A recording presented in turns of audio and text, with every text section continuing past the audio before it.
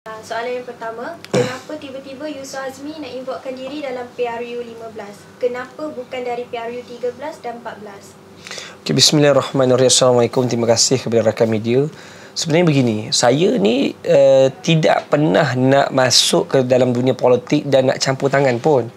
Tetapi kita juga tidak boleh menafikan bahawa keadaan hari ini, kalau kita tak masuk dalam dunia politik yang di mana kita rasa makin hari negara kita ke arah kehancuran. Jadi sebab itu hari ini bila orang tanya kepada saya kenapa PRU 13-14 saya tak pernah nak involve, tapi sekarang baru nak involve. Sebenarnya sekarang pun saya tak involve.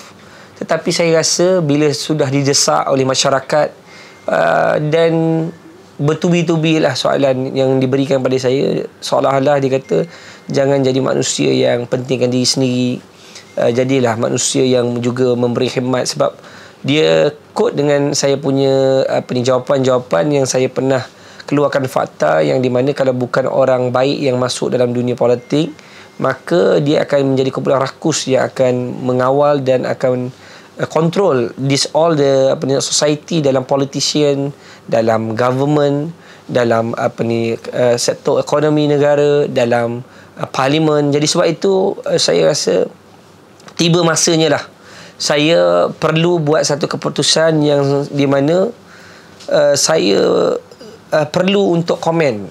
Jadi sebab saya baru-baru ni saya dipujuk ataupun diberikan satu pencerahan oleh Profesor Zahrah dan juga Tok Ki ataupun dikenali sebagai Datuk Nazim PPIM, menyatakan bahawa keadaan negara kita ni diambang Islam itu akan menjadi satu, sebelum ni dah ada pertikaian tentang Islam, tentang orang Melayu Islam yang memimpin dan sebagainya, tetapi hari ini makin worse, keadaan akan makin teruk. Jadi sebab itu dia kata please do something. Dia kata pasal kita ada penyokong, kita ada pengikut, bawalah pengikut ini ke arah yang di mana boleh membangunkan rakyat di negara kita. Jadi sebab itu dalam menyelamatkan negara, membangunkan rakyat dalam menyelamatkan negara. Jadi sebab itu setelah saya fikir, saya berdoa dan saya tanya pada hati saya, maka saya rasa saya kena buat sesuatu lah. Dan disebabkan itu saya minta kepada Datuk Ki supaya memanggil calon-calon yang dikatakan ingin berjuang untuk rakyat, dan saya nak berjumpa. Saya nak berjumpa dan saya nak tanya kepada mereka apakah sebenarnya sebab mereka nak duduk sebagai wakil rakyat, calon wakil rakyat.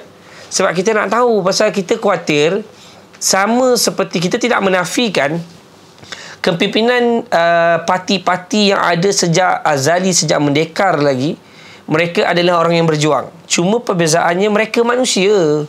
Manusia ni adalah ketika sebelum merdekar, mereka berjuang untuk mendapatkan kehidupan ataupun mendapatkan makanan. Mereka tidak memikirkan soal-soal hidup mewah ni. Tetapi setelah mencapai kemerdekaan, pejuang-pejuang ini ada generasinya. Generasi yang meneruskan perjuangan yang kita kira dia manusia. Mungkin dah dalam zon selesa. Sekarang ni dah 65 tahun merdeka. Maka dia rasa selesa. Jadi dia rasa apa lagi yang dia nak fikir. Sedangkan dia melihat keadaan di negara kita sudah ada kestabilan ekonomi. Kalau kita lihat bila merdeka dulu, perjuang-perjuang ini memikirkan bagaimana nak bina sekolah, bagaimana nak bina masjid-masjid, bagaimana nak bina pusat perubatan. Ini waktu ketika dahulu pemimpin-pemimpin ini. Dan mereka membawa pelabur-pelabur dari luar negara, pelabur dalam negara untuk melabur, untuk menaikkan ekonomi sistem yang ada dalam negara kita demi kemakmuran rakyat. Ini dulu. Jadi setelah generasi ini habis, generasi yang baru datang. Dan boleh saya katakan sebahagian besar adalah generasi yang baru ini adalah generasi daripada kepimpinan perjuang-perjuang yang dahulu. Mungkin anak mereka, mungkin cucu mereka, mungkin adik sepupu mereka, dia tak pernah lari.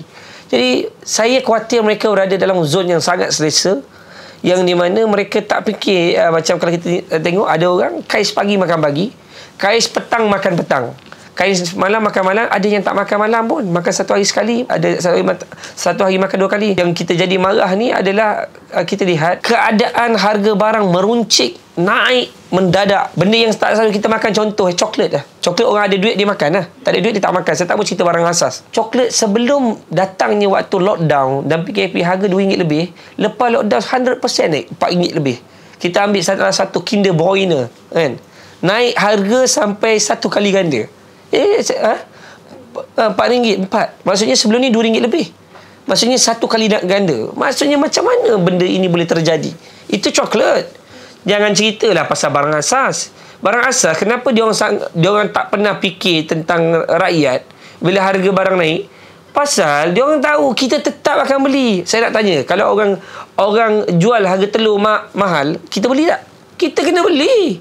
Sebab kita nak makan. Sardin harga mahal, orang beli tak? Tetap orang akan beli. Sebab apa? Harga sardin tu, sebab sardin tu keperluan. Harga ayam, hari ni kata 68, 7,5, RM8.5. Tetap orang beli. Walaupun ceritalah boykot macam mana pun. Sebab dia orang tak kisah. Dia kata kalau kau tak nak makan ayam, kau punya pasal lah, dia kata. Pasal dia tetap akan jual harga ayam dengan ayam. Dan kenapa benda ni berlaku? Kerana sebahagian kecil pemimpin-pemimpin dalam agensi yang tidak berani untuk mengganggu mereka. Tidak berani untuk buat keputusan untuk ambush mereka. Sebab itu mereka menjadi seperti ular tedung. Berani keluar je. Mereka macam harimau. Dia tak takut apa. Pasal apa? Ada dekat situ konflik of interest yang di mana keuntungan itu diberikan kepada mereka. Sebab kalau kita tengok dalam mana-mana industri kalau ada kepentingan, ia akan menyebabkan adalah willing buyers lah. Sebab dia ada transaksi perniagaan yang berlaku, ada rundingan yang berlaku. Jadi sebab itu kita tengok, saya lihat toki-toki gula contoh, pernah ugut pun Perdana Menteri. Dia kata apa Perdana Menteri? You tak nak benarkan kami naik harga gula, kita takkan keluar gula. Bagaimana hari ini orang yang berniaga dalam industri dalam negara kita yang mendapat keuntungan dalam negara kita boleh ugut Perdana Menteri? Bermaksud hari ini mereka ini tidak langsung pernah memikirkan tentang apa sebenarnya untuk bantu rakyat. Tak ada. Dan sebab itu saya nampak hari ini golongan kapitalis ni melampau. Kartel ini melampau. Mereka ada duit, mereka beli kuasa, mereka beli siapa dia orang nak beli. Kan? Dan saya rasa mungkin tak semua orang boleh dia beli. Tapi cukuplah kalau dia dapat beli KSU, dapat beli ketua pengarah, kalau dia dapat beli menteri, apa masalahnya? Mungkin dia tak beli dengan harga itu, dia beli dengan harga rundingan. Dapat projek, percentage, whatever macam tu. Jadi sebab itu saya nampak ini sudah hilang daripada landasan perjuangan yang sebenar-benar. Ketika dulu pejuang-pejuang dulu bina parti untuk apa? Bina parti untuk orang Melayu, orang Islam. Bina parti untuk kemakmuran dan perpaduan untuk berbilang bangsa. Cina, India, Melayu, Kadazan Iban, Furuk semua. Ini untuk dia. Fokus utamanya. Tapi adakah yang hari ini berlaku? Tidak. Tidak begitu. Jadi sebab itu saya rasa saya kena buat sesuatu. Dan bila saya berjumpa dengan calon-calon ini, yang saya nampak boleh berjumpa, bukan kita jumpa dia tau, dia datang jumpa kita. Dia datang jumpa kita, dia approach kita, dia beritahu dia nak buat. Dan adalah kriteria yang kita rasa saya macam ni. Saya tidak pernah memandang orang itu pandai, bijak, graduate yang tinggi ataupun punya sijil yang hebat, master, PhD untuk memerintah. Dia tidak. Sebenarnya kalau kita lihat dalam Islam juga mengatakan, kalau orang mempunyai ilmu tidak mempunyai adab, seperti tin kosong. Tapi kalau orang yang tidak ada ilmu, tapi sedikitlah ilmu dia ada, tapi dia mempunyai adab yang tinggi, maka dia lebih hebat dan lebih mulia daripada orang-orang yang ada ilmu tapi tak ada adab. Sebenarnya saya mencari orang yang prihatin. Orang yang tahu kalau contoh orang tak makan, dia fikir orang tu tak makan apa. Kalau hari ni orang tu minta bantuan, nak minta beli beras, dia segera ada tindakan untuk pergi hantar beras. Saya mencari wakil-wakil calon, wakil-wakil rakyat yang nak duduk dengan rakyat. Sebab itu saya telah mewujudkan satu slogan kita bekerjasama dengan semua Persatuan Pengguna Islam Malaysia, Persatuan Pengguna Semboyan Malaysia, gerakan-gerakan NGO, sahabat-sahabat NGO Islam, sahabat-sahabat semboyan di seluruh Malaysia. Kita telah melancarkan satu aplikasi ataupun website yang di mana kita nak hari ini rakyat jaga rakyat. Rakyat adalah kerajaan yang sebenar. Ini yang kita sedang bawa. Dan saya rasa hari ini sudah tiba masanya kita mencari calon-calon yang betul-betul nak bantu rakyat, yang boleh pak call, boleh panggil. Kita tengok sebahagian besar yang ada dalam negara kita ini, mereka duduk dalam satu zon yang sangat selesa.